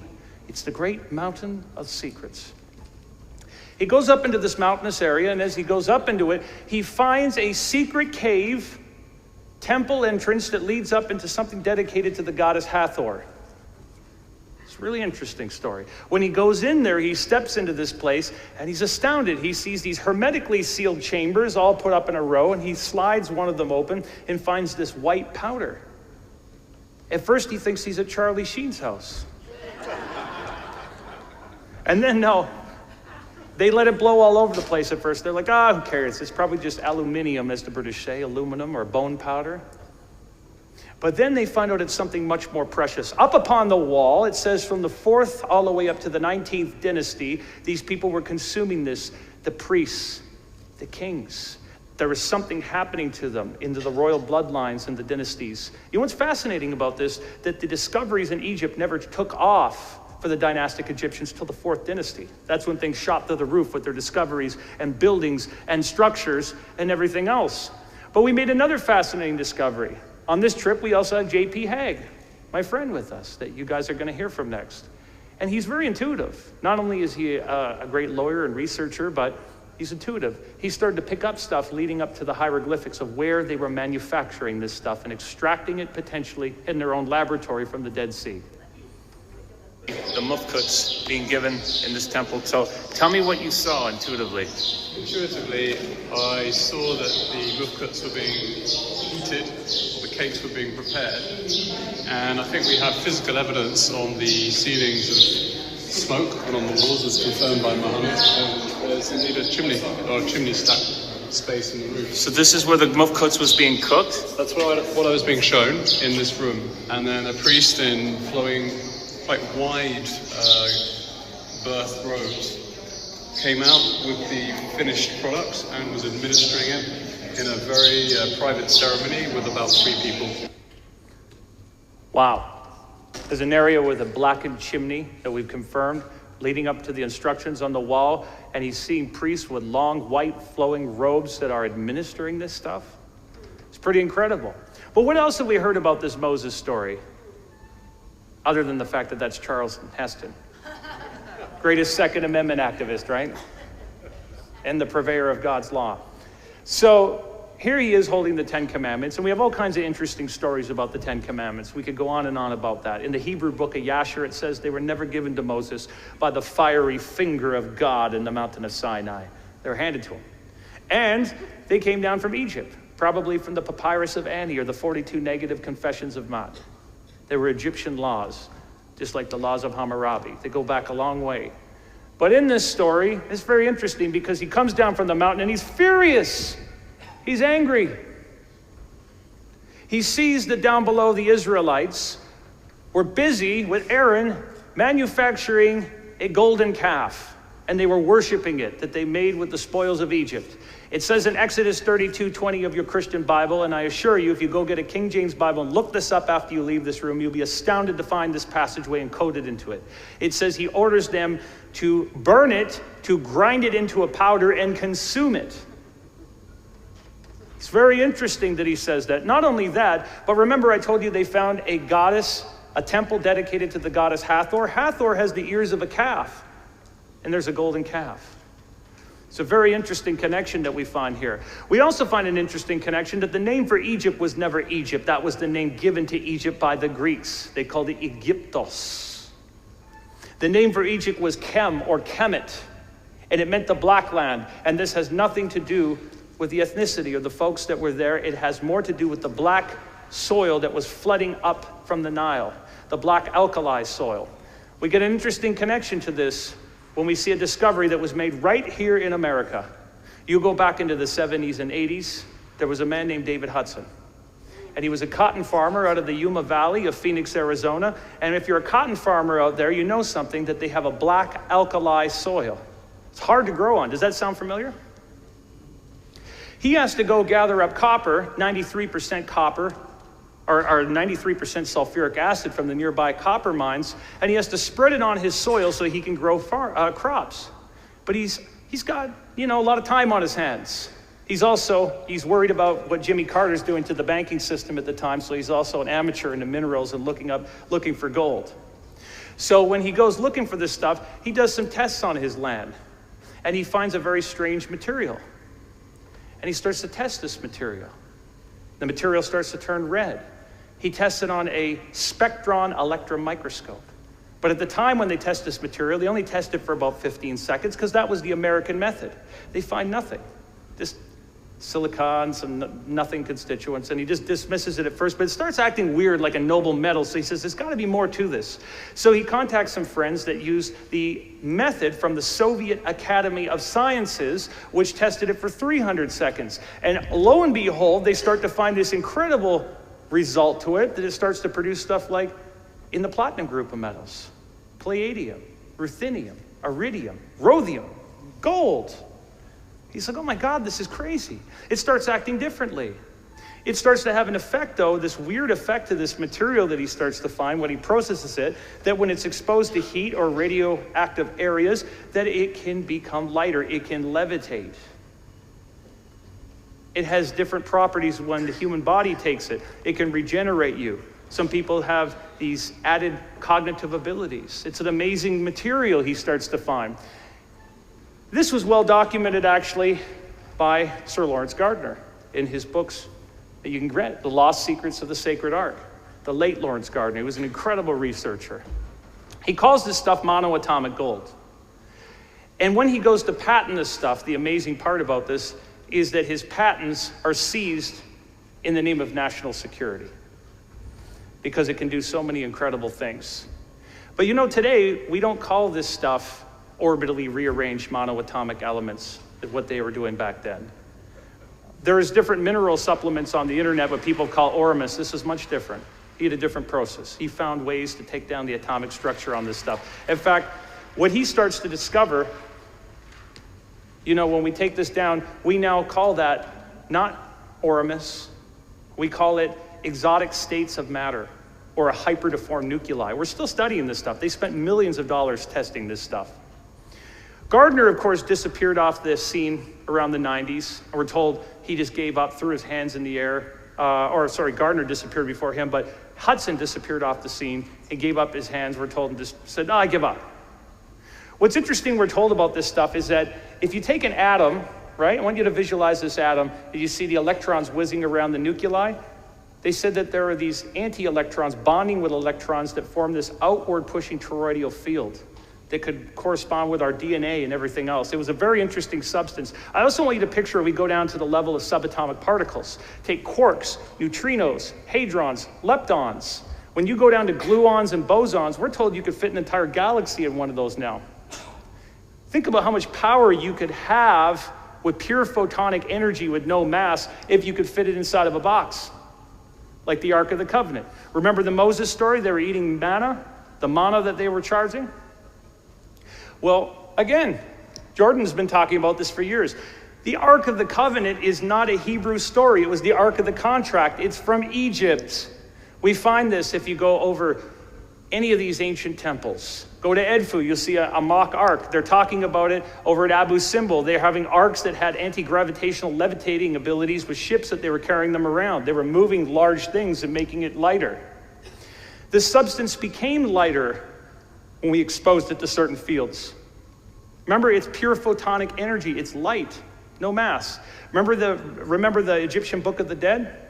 The Egyptian Book of the Dead's real name is the Book of Coming Forth by Day, or by light. You're going through these negative confessions. You're having your transgressions or your sins weighed against you with Anubis there, and then there's a feather, Matt's feather, that can become lighter. What if this is a guide to living? What if it's a guide to initiation? Have any of you ever seen this depiction that's in the crypts of Hathor's temple that people lovingly on the internet call it the light bulb glyph when they're fighting over it all the time? It's not a light bulb in my opinion. I'll tell you what I think it is. I think it's a lotus bowl. I think on the left over here, what you're seeing is you're witnessing a giant. But I want you to look very closely. Do you see around this guy, do you see that line, that little light line that's around him? That's his Ka. That's that energy body. The others don't have that around them. These are the giants giving the dynastic Egyptians the gift of the serpentine energies. In the middle over here, you see this guy here? His name is He. He stands for immortality or eternity. Down here, we see this being gifted and pursued. These are in the crypts of Hathor's temples. This was the university of the mystery schools where you had to learn. Over here, you have the Djed pillar, just like the Jedi. This is the spine, the raising of Osiris. This will eventually become straight. And it is coming up that Kundalini we talked about, that bioelectrical energy, the upgrade to the DNA. Does this start to make sense to you now? When you look over at the Sistine Chapel, when you see the serpent climbing, when you see the light bearer. This brings us to another interesting figure, one of my favorites. His name is King Thutmose III from the 18th dynasty. Very important figure in Freemasonry, very important figure in the Rosicrucians. In fact, the Rosicrucians, they consider him their immortal deputy grand master, Menkaphun Ra. He's still alive today, according to them, running the show. Interesting. If you look over here, he had something called the Great White Brotherhood out of Karnak. You know why it's called the Great White Brotherhood? Because they were eating white cakes. This is the depictions that we find over them there of his treasuries. In fact, when Muhammad and I had been in Egypt, he was just there again taking a group in the last day on a tour. He was telling them about these lectures. Look on the wall.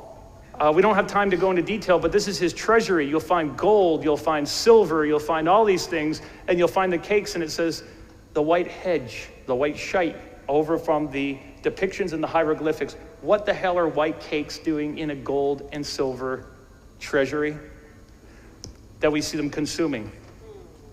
If you go back into our great alchemists, this is Paracelsus. His full name is Philippus Areolus Theophrastus Bombastus von Heinem. That's why we call him Paracelsus for short. Look at these guys. They got alchemy. They were looking for alchemy, right? This process came out of Egypt. The Arabs called it alchemia. It was passed down. We're so fortunate to have the great Jay Weidner with us tonight in his magnificent book, The Great Mysteries of Hyundai. He talks about even Fulcanelli and others that were encoding the mysteries of alchemy into our cathedrals and more. Look at the Essenes, look at the groups. So many people died and went crazy because of this. You have Roger Bacon. Sir Isaac Newton was so obsessed with this stuff, a lot of these guys were choking back mercury, killing themselves trying to find the recipe. Nicholas Flamel, the Philosopher's Stone, all of that stuff comes from this. If you go over to Prague, anyone ever been to Prague? You got Rudolph II, the Powder Tower, the Golden Lane.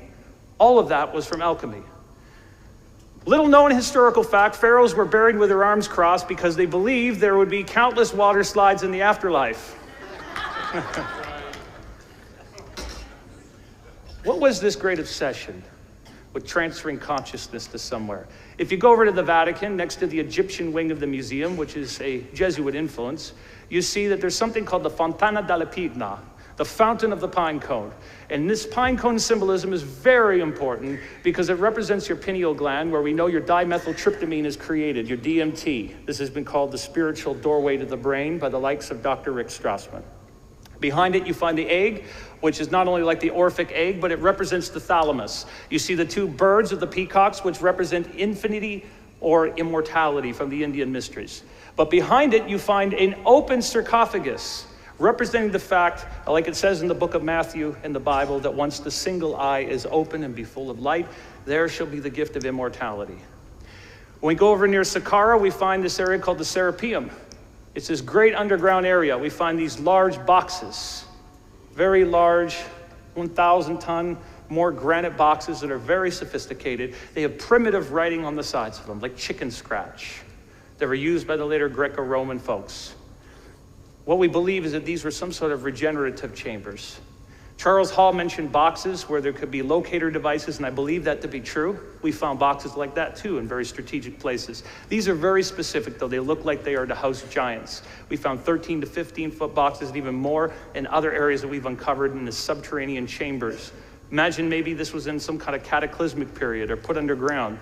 Here's J.P. Hague and I visiting it. All of them open in this underground chamber here at the Serapeum, except for one, which was blown up when we go back into the story of August Marriott in 1850. Well, what's fascinating about this piece in particular is that we see all this primitive writing, which according to Muhammad Ibrahim, was probably put there by the priests during Greek times, and just contains sort of spells. We see that even further over here, down here with an empty cartouche. This was going to be sold when we go over and look at the priests. They were going to sell it over to the kings to be used as a tomb, but there's no way that the people that did these scratchings in it were the pre-dynastics, who are magnificent. So what this was is that this was a regeneration chamber that when they would step in it, potentially after using the monoatomic white gold or the orbitally rearranged monoatomic elements, the energy would come through them and it would transition to a place called the Plain of Charon, which is absolutely amazing. But just check this out. So these death cults that came along later, not much like our death cults we have today. You know, they make you all kinds of promises. If you pay the dues and join, we'll give you a free pass. There was a sloppy cartouche, a blank cartouche that was put on the side. There's no way the advanced and sophisticated civilization that were capable of creating this created that chicken scratch on the side they were selling. So what was going on? Well, what we're told is that there could be a transition you could have to what the Babylonians called the Plain of Charon. You could step out of this world and still come back into this world. You could upgrade your body. To the Egyptians, they called it in the 5th dynasty pyramid text, the Plain of Mufkuts, or the Field of Mufkuts, like hyperspace. William Buhlman and I had talked about this the other day, that there is an exact replica he's found of Egypt. There's an exact etheric realm. There's other parallel worlds and places we can go to and traverse to. When they stepped out, they become these shadow beings when coming back into our world. Have any of you ever heard of people seeing shadow beings? Okay, so then that brings us over to our subject of ufology. If this has been going on a long time, if we've been visited, when are we going to get disclosure? Disclosure is happening right now. It's not going to happen from John Podesta or another candidate.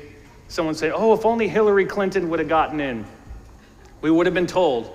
Trump's going to tell us for sure, right? No, they're not going to tell you. It's not going to happen. You're seeing it for yourself. How this works is you're going to eventually come to a point where you're being eased in. It's being fed to you in baby steps. You're going to see it for yourself. This is a process of something that cannot just be told to you. It cannot be given to you. But first, we got some things we got to go through in the future. A lot of people right now are worried about 5G. All your Facebook friends are sharing this stuff about 5G. Oh my God, 5G is going to kill us next week. We're dead, 5G. 5G is not great, maybe for the radiation at first, but we're very resilient beings. You know, back in 1903, we were very concerned, very concerned by the automobile and the locomotive, that once we reached speeds of up to 30 miles per hour, we'd have spontaneous combustion. Okay, so we are very resilient. We will adapt. We'll go, we go from megahertz, gigahertz, kilohertz, the tetrahertz. We haven't even begun to explore some of those. And you'll go very quickly into those. But eventually you're going to move into the quantum very quickly. And you'll have that IP address. It doesn't matter where you're going to be. You're going to have quantum communication. You can be under the ocean. In fact, Nikola Tesla, I'll move back here for a second. Nikola Tesla already figured out how to do this, how to get a signal out under the ocean, out into space. And we credit Marconi. Marconi never invented the radio. We're going to have replicators and dematerializers, okay? Just like that guy. I gave away the punchline there for a second. But you're going to be able to replicate any kind of food or object that you want at the subatomic level. We already are taking steps towards that. In fact, Deep Prasad, who is with us, he's already told me over dinner table he's developing the algorithm for that, as well as a new unified field theory. You know, Deep is the future. He's the new Michio Kaku. That's what I keep telling him. Holograms. I got a story for you guys really quickly. I got a few minutes here. We're almost done. Then you can get up and walk around, get coffee and water and all that great stuff. I won't bore you anymore. If you go back 30 years ago, I have a friend of mine. He's involved in all kinds of interesting situations. He was in Nevada 30 years ago in an underground facility, and he witnessed something called military-grade holograms. And he'd tell me, you guys think it's so great. You see Michael Jackson, Tupac Shakur, performing on a stage and you're all wowed by it, that this hologram is, wow, hologram is so amazing. He said that is garbage technology. That we've already had the technology, he said 30 years ago, when a holographic figure of a person that looks so realistic using denser subatomic particles that could walk through your front door, shake your hand and hand you a document, then vanish before you. It works through photonic science. Photon moves at 300,000 kilometers per second. And they already have that ability, and in the future, not only is that how your policing, your military, your interactions will work, potentially, but also he told me that's how Netflix is gonna work in the next 10 years. All the shows you watch at home are gonna be interactive holograms very, very quickly. We already have the technology. You're gonna have that very quickly here. Many people are worried about artificial intelligence. You don't have to worry about artificial intelligence directly. It's called machine learning. You're already using it. You're using it in your cell phones. You're using it every day. But what I have been told is that there is a concern over something called synthetic intelligence that comes from out there that's existed before we were on this planet. And it is aware of itself. So they have been aware of that, but our planet has safety measures intact, so potentially we don't have to worry about that. A lot of us are worried about microchips, RFID, the mark of the beast, all that kind of stuff we talk about. And we could go on and on about an interesting lecture about that. I mean, that's a fascinating journey into the mysteries if you want to look at that subject. But you don't have to worry about this. This RFID is already antiquated technology. It's already done, is garbage. It's going to be out the window. It's T-model Ford. Same with this, Neuralink that Elon Musk is developing with Neuralace. It's very primitive. It's basically touching the edge a little bit. It's going to excite some people, but we're going to go much further than that. The next step is transdermal tattoos you're going to have. You're going to have these transdermal tattoos. They're going to be used for medicine and everything else. And after that, the next step is we're going to be using these nanoparticles that we're going to inject into your body. And these are going to be graphene-based, only about an atom thick. We won't go into it, how they work. Silicon hexagonal structures that work your bioelectrical fields like a buckyball. These are going to go into the mitochondria of your cell, and they're going to unlock something in there. Today we have what we call a goblet. There's something you're going to be hearing about in 5 to 10 years from now. You can write it down and remember I told you. It's going to be called a foglet. We're going to unlock that, and they're going to be able to use the nitrogen and the hydrogen from outside of your body so you don't have to eat or drink again. Your body will create your own water and food. Eating and drinking is going to be optional. This will create a way for you to be connected to a quantum network, a field of information that will be in your nervous system, your optic nerve, everything, and integrate it. Now, the reason I'm telling you about this is not to say, don't go say, oh, that Johnny guy, he's promoting the mark of the beast. I'm telling you about this technology now because I was told it's important that we talk about it now.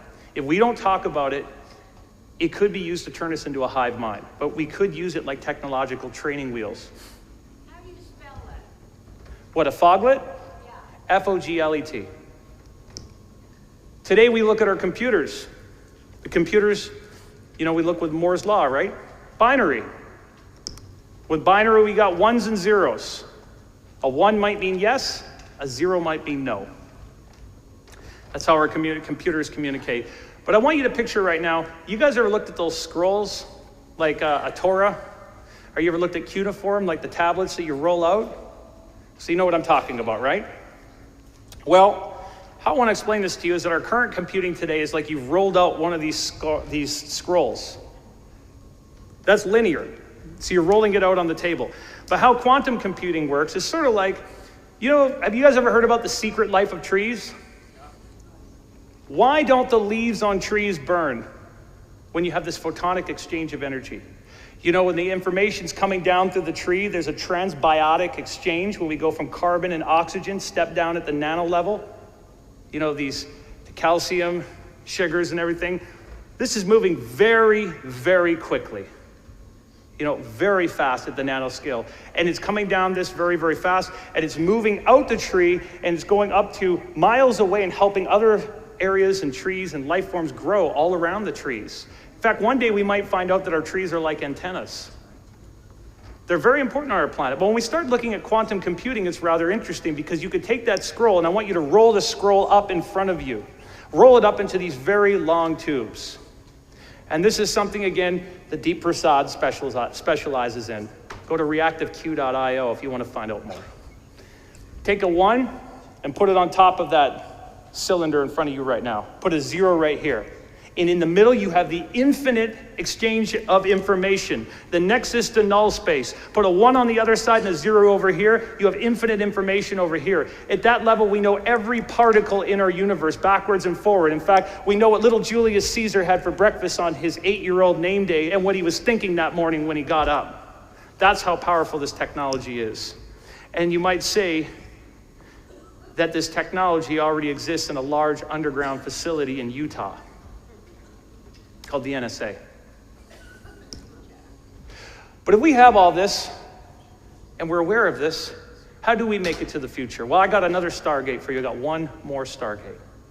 This is the Stargate to the future of what's important moving forward, because this is not just information today to entertain you. Knowledge is useless without wisdom. So many people out there in the field of the esoteric and the mysteries and everything that can quote facts all day long, but where do you apply it in your life? Where does it start to make sense? Where do we start to make a difference in our lives? Okay? We need to start being more kind. Kindliness for each other. Start to really look at each other and how we can make a difference. Have tolerance for each other's beliefs or ideas, where we come from. These are universal principles. We should really respect the idea of sovereignty, which is universal. To be more generous, to not expect anything back in return. These universal traits are going to unlock great things. And we must be optimistic about our future. It's not enough to be optimistic. It's not enough to have good, positive thoughts and ideas. They must be matched with action. This must be matched with something that we can move forward with and really make a difference. And finally, leading up to this, I want you all to think about this. As I look to the row right over there, to you there in the front, did you know that right now you have 100 trillion cells in your body? There's 100 trillion atoms in a cell and 100 trillion cells in an atom. And atoms are made of mostly blank spaces. So that means if that's You know, let's think about our whole planet. We could take 8 billion people and put them on the end of our pinky finger. That's how close we all are. Each and every single one of you is so intimately connected to not only each other, but to those folks we call extraterrestrials. We're going to find out one day that they're not much different than you and I. They've been here a long time, and we're a part of them. And in the future, we might go through some growing pains as we are now. And even if you see some dark things, I want you to remember, just like that little candle up there, that you can use your light to burn like beacons against the darkness. Your light is so powerful, each and every single one of you, and what you have. And don't ever forget that. And if you want to join me on an adventure, you can help me solve these cosmic mysteries together. I'm Johnny Enoch. Thank you.